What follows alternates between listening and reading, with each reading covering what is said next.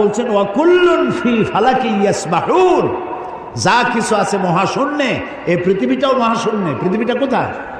মহাশূন্যের উপরে ভাসমান। তো মহাশূন্যে ওয়াকুল্লুন ফি ফালাকি ইয়াসবাহুন, মহাশূন্যে যা কিছু আছে সব ঘুরতেছে আর ঘুরছে। Activities life, inactivities death. যতদিন ঘুরবে ততদিন সব ঠিক থাকবে। আর যেদিন এই ঘূর্ণায়মানের এই চক্রের আবর্তন বন্ধ হয়ে গিয়ে যখন ঘোরা বন্ধ হবে, তখন একটা প্রচণ্ড আঘাতের মাধ্যমে, প্রলয়ঙ্করী আঘাতের মাধ্যমে দুনিয়ায় কিয়ামত অনুষ্ঠিত হয়ে যাবে। তো আল্লাহ তাআলা কোরআনে কারিমে এই কথাগুলি অনেক আগে বলে রেখেছে। The universe and doctor Einstein গ্রন্থে তারা বলেছেন যে সূর্য ধীরে ধীরে এর আলো কমে যাবে, আলো থাকবে না, আর তারাগুলো পোড়া কয়লার মতো হয়ে যাবে। কারা বলতেছে?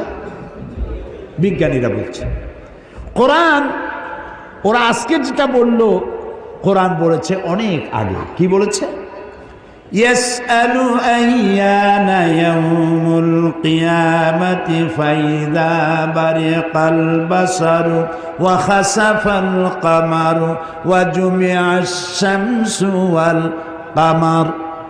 আল্লাহ তাআলা বলছেন এরা রাসূলকে জিজ্ঞেস করে কিয়ামত কবে হবে।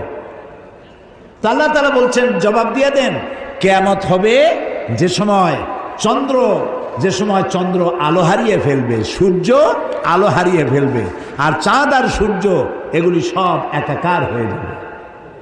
তাহলে এই কথাগুলি বিজ্ঞান আবিষ্কার করার অনেক আগে কোরআন এসব কথা বলে রেখেছে। প্রকৃতির নিয়মে একদিন সব লণ্ডভণ্ড হয়ে যাবে। কুল্লু মান আলাইহা ফান, আল্লাহ তাআলা বলেছেন সব ধ্বংস হবে, কিচ্ছু থাকবে না আল্লাহ ছাড়া। কে ছাড়া? আল্লাহ ছাড়া কেউ থাকবে না, কিচ্ছু থাকবে না।